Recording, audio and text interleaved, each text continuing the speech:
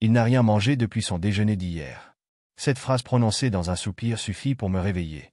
Une pénombre dense remplissait notre chambre. Ma mère chuchotait. Elle s'adressait à une silhouette indécise, debout au milieu de la pièce. La forme ne bougeait pas. Un vague murmure s'en échappait de temps à autre. Des syllabes dépourvues de sens me parvenaient dans mon lit. Les deux formes m'abandonnèrent. J'essayai de bouger, le tambour qui battait dans mon crâne redoubla d'ardeur. Il se mêla à l'ombre des traînées impalpables de cendres rouges. Une nuée de minuscules étincelles tournoya autour de mon visage. Silencieuse et froide, elle transformait le décor qui m'était familier en une atmosphère irréelle. Une douleur sourde se propagea dans mes os et me tira un gémissement. Ma mère revint, s'approcha à pas furtifs de mon lit, se pencha légèrement sur moi et resta dans cette attitude un long moment, si silencieuse qu'elle ne semblait pas respirer. Elle formait devant mes yeux une masse noire aux contours pelucheux. Je m'attendais à la voir s'effilocher et se dissoudre à l'exemple de ces fantômes qui me visitaient par mes nuits d'insomnie. Elle finit par soupirer et recula d'un pas. Je suis réveillée. Mais j'ai mal. Cela va mieux puisque tu me parles. Pourquoi fait-il si sombre? C'est le soir. Je n'ai pas voulu allumer la lampe pour ne pas gêner ton sommeil. Tu as eu la fièvre toute la nuit dernière et toute la matinée. Mes yeux n'ont pas cessé de couler. Hélas, mes larmes ne peuvent soulager ta souffrance. J'ai faim. Voilà une bonne nouvelle. Louange à Dieu. Je vais te chercher un bol de bouillon. Elle me quitta un moment. Le bol de bouillon qu'elle m'apporta resta sur mes genoux quelques minutes.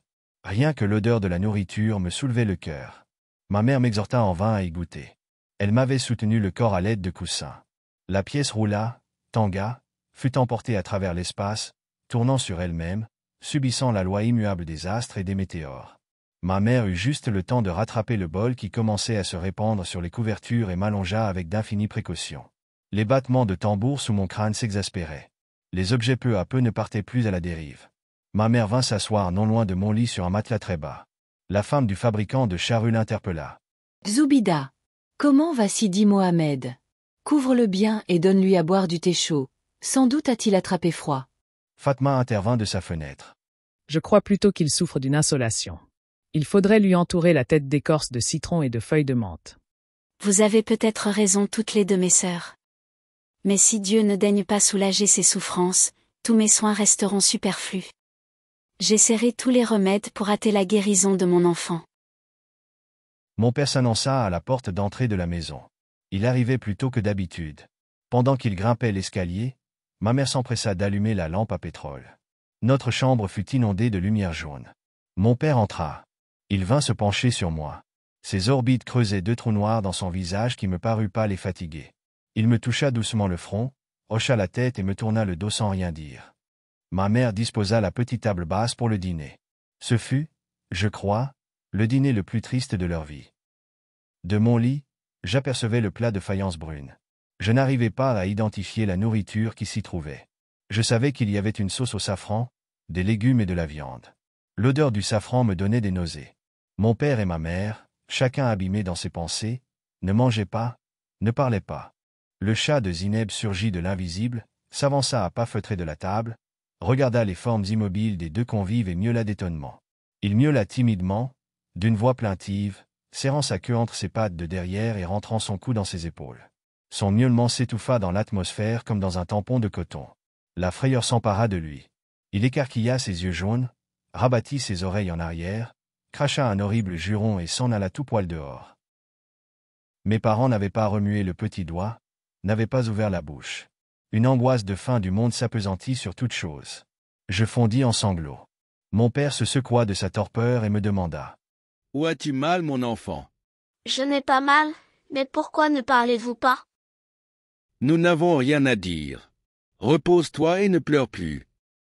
Ma mère se réveilla à son tour, prit la table et se dirigea vers sa cuisine. Elle revint, les mains chargées du plateau et des verres pour le thé. Elle trouva mon père debout, se préparant déjà pour dormir. Tu ne prends pas de thé? Non, et dorénavant, tu feras attention à ne pas trop gaspiller ton sucre. Suis-je une femme qui gaspille? Telle n'est pas ma pensée.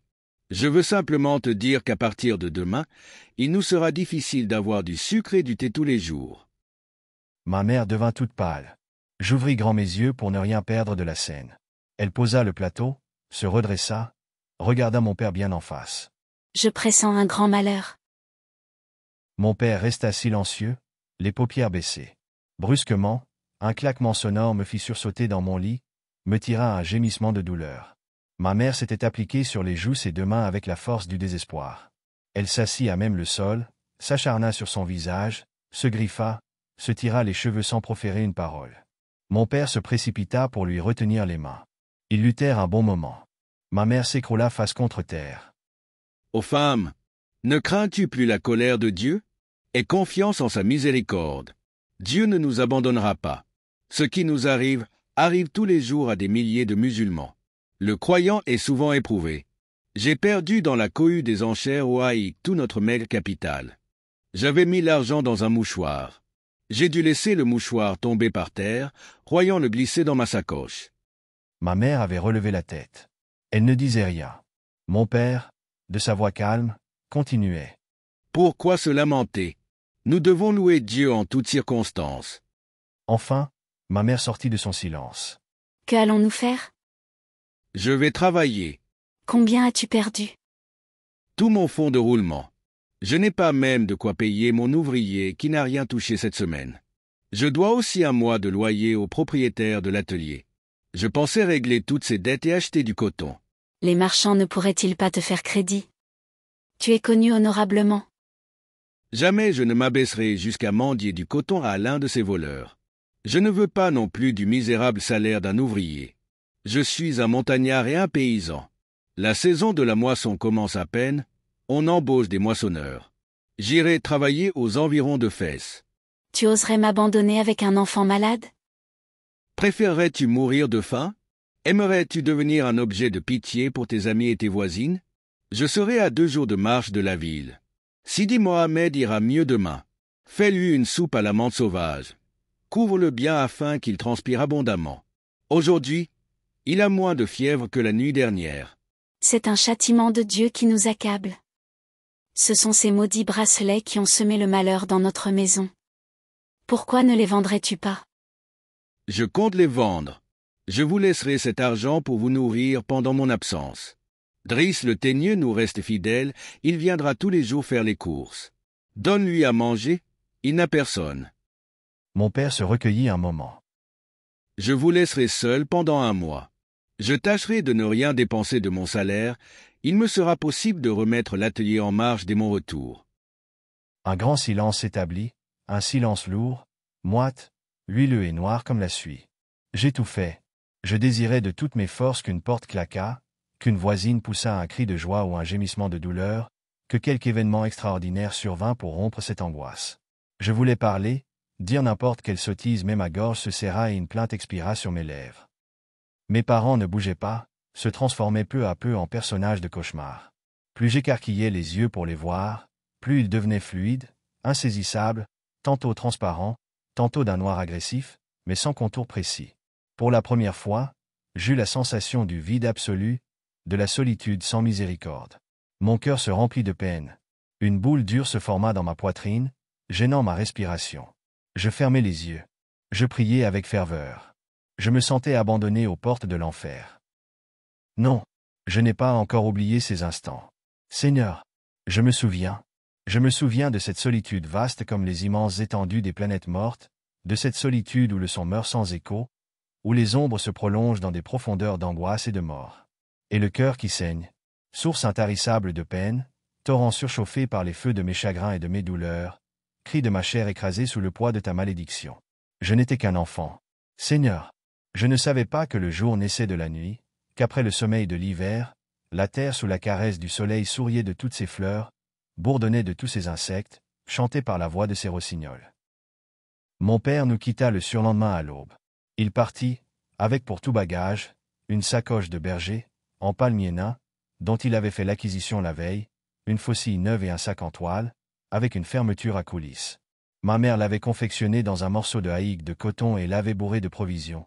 Olives noires, figues sèches, farine grillée et sucrée, 2 pains parfumés à l'anis et 10 karchalas. Nous appelons ainsi des petits pains ronds sucrés, parfumés à l'anis et à la fleur d'oranger et décorés de grains de sésame.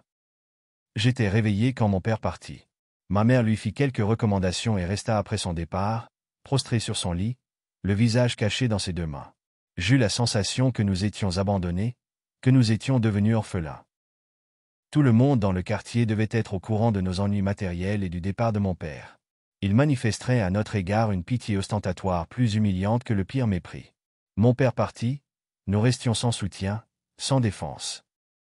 Le père, dans une famille comme la nôtre, représente une protection occulte. Point n'est besoin qu'il soit riche, son prestige moral donne force, équilibre, assurance et respectabilité. Mon père venait le soir seulement à la maison, mais il semblait que toute la journée se passait en préparatifs pour le recevoir. Je comprenais ce qui tourmentait ma mère, ce matin, dans la lumière du jour à peine naissant. Elle se rendait compte dans le tréfonds de son cœur que ces préparatifs seraient vains. Personne le soir ne pousserait plus notre porte, n'apporterait de l'extérieur la suave odeur du travail, ne servirait de lien entre nous et la vie exubérante de la rue. Pour ma mère et pour moi, mon père représentait la force, l'aventure, la sécurité, la paix. Il n'avait jamais quitté sa maison, les circonstances qui l'obligeaient ainsi à le faire prenaient dans notre imagination une figure hideuse. La maison se réveillait peu à peu, saluait le soleil et ses bruits familiers. Je me sentais mieux ce matin. Je m'assis dans mon lit. Ma tête ne pesait rien sur mes épaules, mes bras n'étaient agités d'aucune fièvre. Maman, est-ce que c'est là à moi? Ma mère se secoua de sa torpeur, regarda à droite, puis à gauche, comme pour reconnaître l'endroit où elle se trouvait et me fixa avec des yeux étonnés. As-tu parlé Sidi Mohamed? Oui, maman. Je te demande si un mois est long. Un mois dure un mois mon fils. Mais pour nous, le mois à venir sera une éternité. Je sais attendre, toi, tu ne sais pas encore. Ou plutôt, tu l'as su autrefois mais tu l'as dû oublier. Ma mère parut abasourdie par cette réflexion. Qu'est-ce que tu attends? J'attends d'être un homme. Toi, tu n'attends plus rien puisque tu es une grande personne. Je me tus un moment avant d'ajouter. Quand tu étais une petite fille, tu ne pouvais pas faire tout ce que tu voulais, tu as attendu d'être une femme pour réaliser tes projets, acheter les vêtements dont tu avais envie, sortir avec Lala Aïcha ton amie, préparer les plats que tu aimais manger. Moi, je mange ce que tu me donnes, je ne sors jamais seule, je porte souvent des chemises qui ne sont pas à ma taille. L'étonnement de ma mère grandissait. Elle ne savait quoi me répondre, elle me considérait avec curiosité. Calmement je murmurai.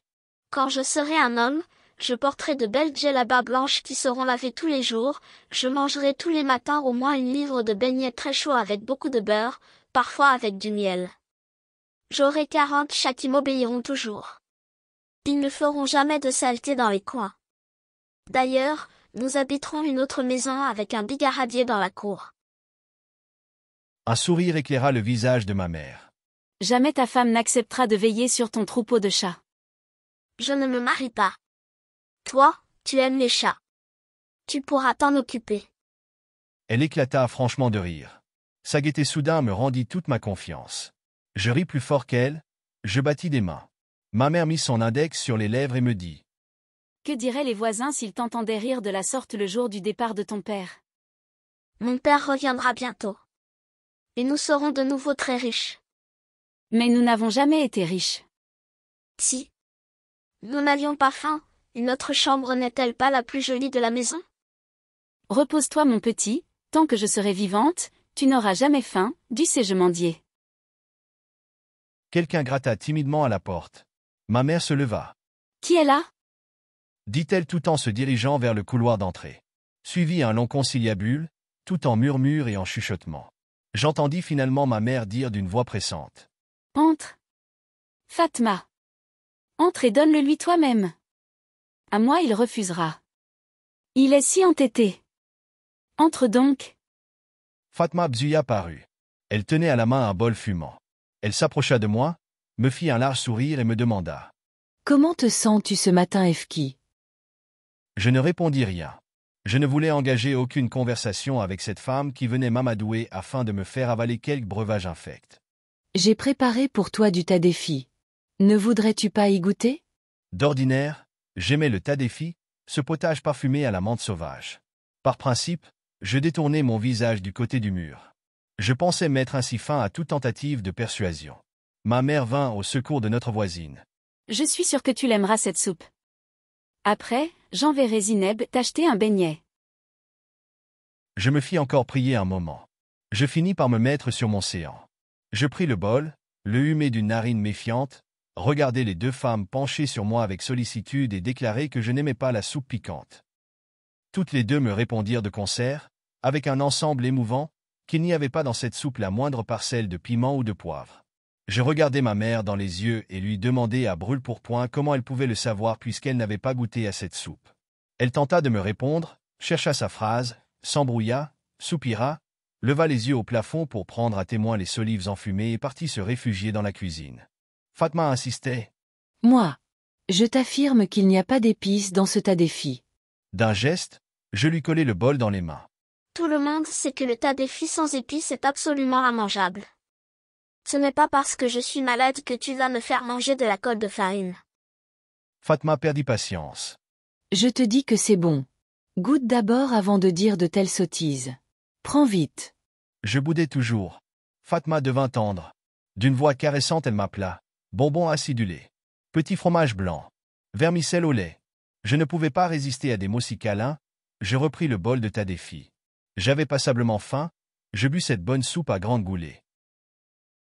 Je demandai ensuite à ma mère de me débarbouiller. Je changeai de chemise, me vêtis de ma djellaba. Je me sentais guéri mais pas encore assez fort pour retourner à l'école. Pendant quelques jours, j'allais jouir de vraies vacances. Rama m'aperçut à la fenêtre et me salua joyeusement. Louange à Dieu, Sidi Mohamed. Te voilà rétabli. Nous étions bien inquiets à ton sujet. Promets-moi de ne jamais tomber malade. J'en perds l'appétit, je le jure par Dieu et par ses saints vénérés. Que Allah vous conserve toi et les tiens en excellente santé Rama. Qu'il vous donne bonheur et prospérité. Répondit ma mère du fond de sa cuisine. Rama s'accouda à la grille de sa fenêtre décidé à poursuivre le dialogue. Amin. Oh ma sœur Zoubida. Est-ce que Sidi Abdeslam est parti ce matin? Je l'ai entendu descendre l'escalier.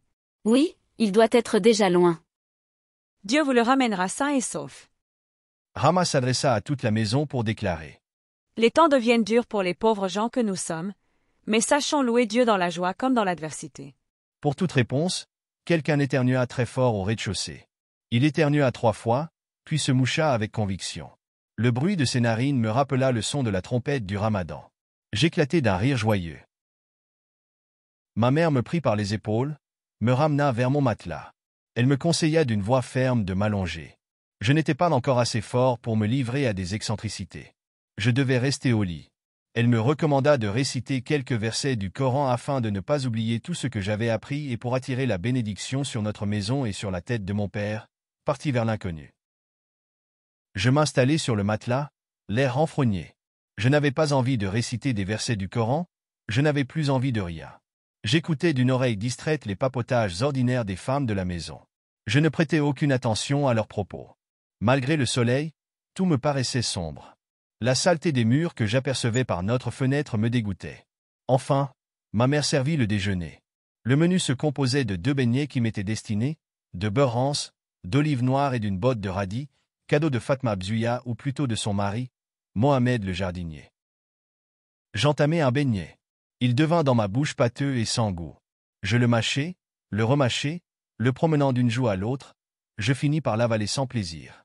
La table débarrassée, ma mère posa à même le bois, une petite théière d'émail dont nous ne nous servions jamais et 2 verres. Sans plateau, sans bouilloire dans la pièce, sans le rituel habituel qui présidait à la préparation du thé, une impression de dénuement flottait dans l'atmosphère. Seuls, les ménages misérables procédaient de la sorte.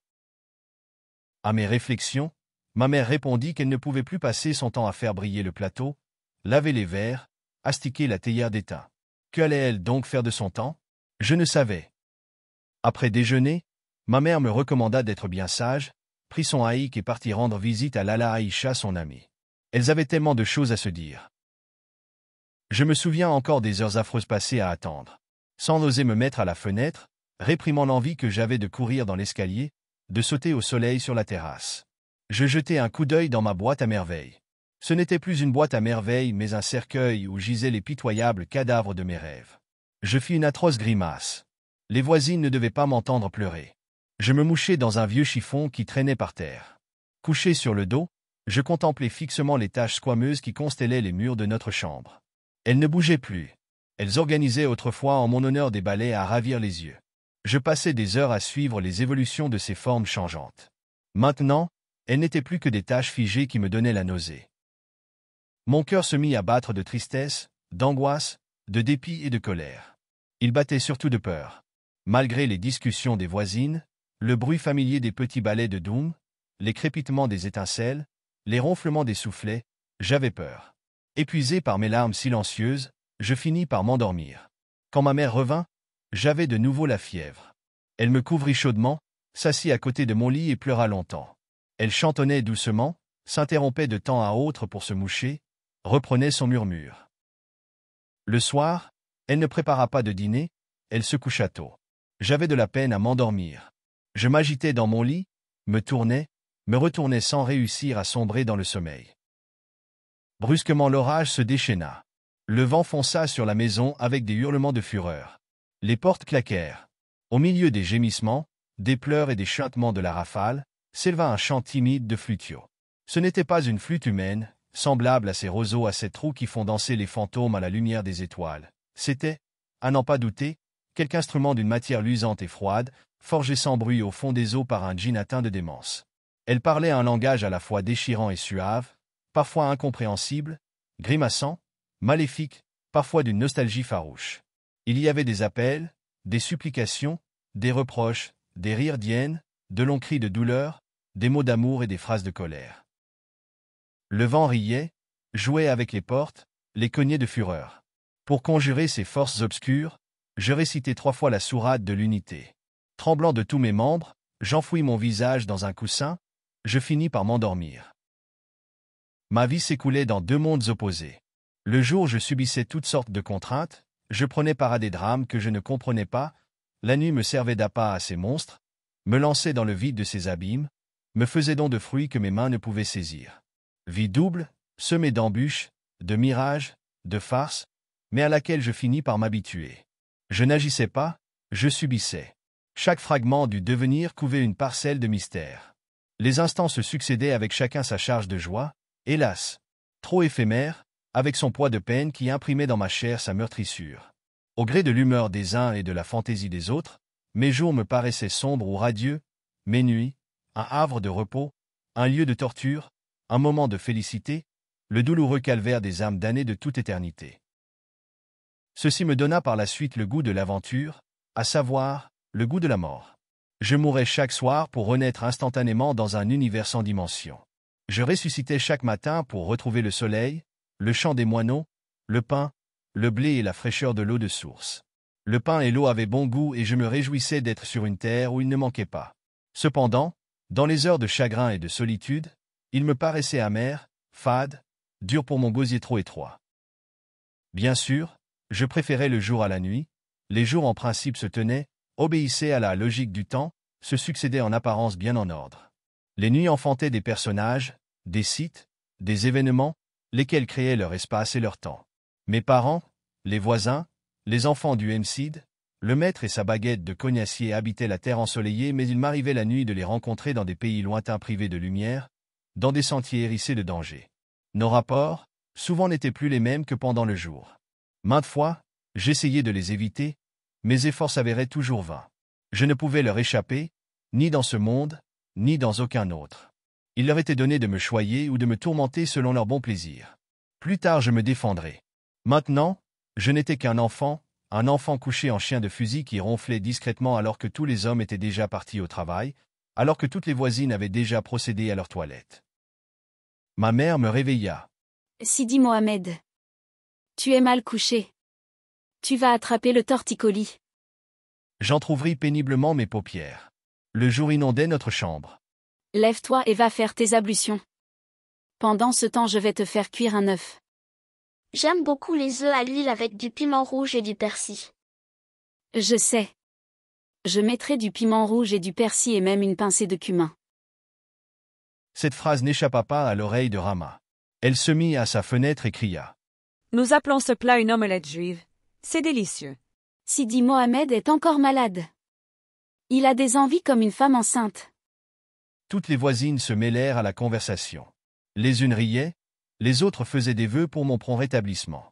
Tante Kanza, la Chouafa, raconta un de ses souvenirs. Elle avait connu une jeune femme enceinte qui un jour, se rendant au bain, avait vu dans une boutique de laitier de beaux fromages blancs. Elle désira en goûter, mais le laitier, un avaricieux, un disciple de Satan, refusa de lui en offrir la moindre miette. L'enfant arriva au monde quelques mois plus tard. Sur son ventre, se détachait bien visible un morceau de fromage blanc. Tante Kanza l'avait vu, de ses yeux vus. Heureusement que le morceau de fromage ne pendait pas à son front ou à l'une de ses joues, Dit une voix, sans la moindre ironie. Driss, le teigneux, appela de la porte d'entrée. Ma mère lui demanda de patienter une seconde, elle allait descendre. Elle coupa un gros quartier de pain, courut à sa cuisine l'enduire de beurre rance, empaqueta dans un papier graisseux une poignée d'olives noires et s'engouffra dans l'escalier. Avant de remonter, elle emprunta le seau de tante Kanza, le remplit d'eau du puits et grimpa péniblement les marches. À la porte de notre cuisine, trônait depuis toujours la jarre d'eau potable en terre poreuse. Ma mère y versa le seau. Elle revint vers moi et me dit « Je vais me préparer, nous allons sortir ensemble. Nous passerons prendre Lala Aïcha qui nous attend. Aujourd'hui, je t'emmène voir quelqu'un que tu ne connais pas.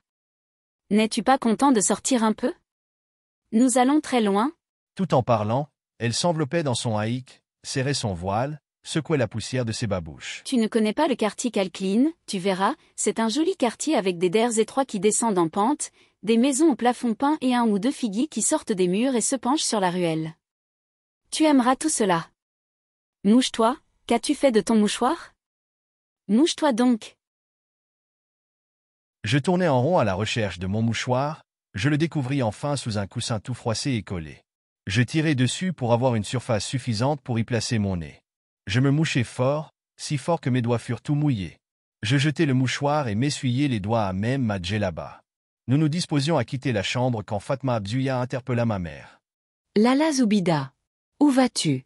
Lala Aïcha nous a invités à passer la journée, avec elle, elle est si seule. Que devient son mari, Sidi Larbi? N'a-t-il pas encore répudié la fille du coiffeur? Non, mais je sais qu'il paie actuellement son ingratitude envers Lala Aïcha. Sa belle famille lui rend les jours amers, l'accuse de laisser sa jeune femme souffrir de faim. Ma mère enleva son voile qui la gênait pour parler. La maison était toute oreille. Quelle aubaine d'en savoir plus long que les autres. Quelle magnifique occasion de montrer à Ruth ses envieuses dans quelle estime la tenait Lala Aïcha. Elle lui confiait tous ses secrets. À la fin, elle laissa entendre qu'elle en savait beaucoup plus long, mais que les convenances lui interdisaient de tout révéler. Nous partîmes enfin. Je marchais devant, dévorant des yeux les étalages. Arrivé à Sidi Ahmed Tijani, ma mère se dirigea vers le tronc aux offrandes. Dans un mur couvert de mosaïques, s'ouvrait un trou, à hauteur d'homme, surmonté d'une grille en bronze ouvragé. Ma mère ne déposa aucune offrande dans le trou. Elle y introduisit simplement sa main, frotta sa joue contre la boiserie qui l'entourait et murmura une vague prière. J'étais trop petit pour atteindre le trou.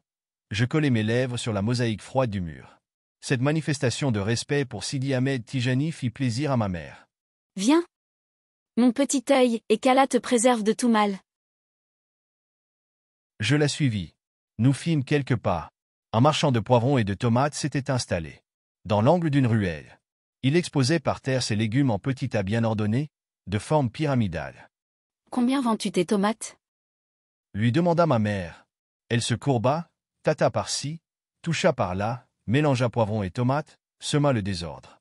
Le marchand, furieux, lui répondit que cette marchandise n'était pas à vendre, surtout à une cliente aussi ennuyeuse.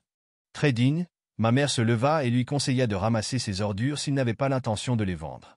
On ne devait pas permettre à des fainéants de cette espèce d'encombrer la rue et de gêner la circulation. Elle allait sûrement continuer sa diatribe, mais je m'emparai de sa main et la forçai à me suivre. Nous abandonnâmes le marchand secoué de colère. À notre gauche, se dressait un portail, mon mental orné de clous et de marteaux de bronze d'un très beau travail. Mais, dis-moi, à qui appartient cette maison? Ce n'est pas une maison, c'est un bureau de chrétiens. Je vois des musulmans y entrer. Ils travaillent avec les chrétiens. Les chrétiens, mon fils, sont riches et paient bien ceux qui connaissent leur langue. Est-ce que je parlerai la langue des chrétiens quand je serai grand? Dieu te préserve, mon fils, de tout contact avec ces gens que nous ne connaissons pas. La rue Zanka Ajama s'ouvrait à main gauche, face à l'ancien marché aux esclaves. Dès l'entrée de la maison, ma mère appela Lala Aïcha. Elle nous souhaita la bienvenue de sa chambre du 2e étage et nous pria de monter. Elle nous attendait, assise devant sa bouilloire qui lançait des jets de vapeur. La chambre offrait l'image de la désolation. Elle suait la misère et l'ennui. Je l'avais connue en des jours meilleurs. Plus de cretonnes sur les matelas, plus de carpettes aux couleurs gaies. Les étagères de bois peint avec leur cargaison de bols de faïence et d'assiettes décorées avaient disparu. L'horloge laissait à sa place une tache claire sur le mur. Le nombre des matelas n'avait pas changé, mais ils étaient bourrés de crin végétal au lieu de laine. Le crin s'était tassé, les matelas étaient froids et durs. D'ailleurs, toute la pièce paraissait froide et dure. Une sorte d'angoisse imprégnait l'atmosphère. La maison me parut morte. Les locataires silencieux se tenaient tapis, sans aucun doute, dans les coins les plus sombres de leur pièce. Un petit chat miaulait désespérément sur la terrasse. Il avait dû miauler pendant des jours. Sa voix saignait à chaque appel. Lala Aïcha prépara le thé. Elle le servit dans un petit plateau de cuivre jaune aux gravures effacées. Elle s'acquittait de ses devoirs d'hôtesse avec beaucoup de dignité. Personne ne disait rien. Chacun de nous trois poursuivait son rêve particulier, s'absorbait dans ses pensées. Lala Aïcha rompit le silence. Nous irons plutôt dans le quartier Sefa, le Efki de Kalkin est en voyage dans le Djebel. Il paraît qu'il a encore de la famille dans un village perdu. Sidi El Arafi que nous irons consulter est aveugle. Je tiens les renseignements de Kadouj Lalaouia qui l'a consulté 2 ou 3 fois. Elle m'a affirmé que tout ce qu'il lui avait prédit s'était réalisé point par point. J'ai de l'espoir, Zoubida. Avec l'aide de ce voyant, je suis sûr d'atteindre le but. Nous sommes de très faibles créatures, le bonheur est chose fragile. Mon nid a été saccagé, je n'aurai de repos que le jour où il redeviendra ce qu'il était. Ma mère hochait la tête. Moi je soupirais parce que je savais que dans de telles circonstances il convenait de soupirer. Le silence s'établit de nouveau. Ma mère dit enfin. Lala Aïcha, j'ai moi aussi, grand besoin de conseils. Je tremble pour ma maison, pour mon mari, pour mon fils. Quand la colère de Dieu se déchaîne sur les gens pauvres comme nous, elle les réduit en cendres. Les personnes qui savent nous sont d'un secours précieux. Sidi El Arafi a bonne réputation, il nous aidera sûrement. Il est permis à l'esclave de faire ce qui est en son pouvoir pour remédier à sa misère, ensuite il doit s'en remettre à son Seigneur pour l'accomplissement de ses desseins. Ayons confiance. Lala Aïcha, qui n'avait rien perdu de son embonpoint, s'arracha péniblement du sol, prit son haïk.